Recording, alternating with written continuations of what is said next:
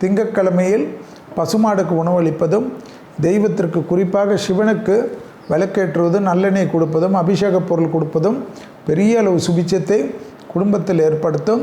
வயிறு சம்பந்தப்பட்ட, முதுகு சம்பந்தப்பட்ட, கால் சம்பந்தப்பட்ட, நகம் சம்பந்தப்பட்ட விஷயத்தில் அதீத கவனமாக இருப்பது மிக மிக முக்கியம். வியாபாரம் சம்பந்தப்பட்ட விஷயத்தில் மிகப்பெரிய ஏற்றம். சுபகாரிய தடைகள் நிவர்த்தி. வாகனத்தில் வித்தைகள் வேண்டாம், சோம்பல் காணப்படுகிறது.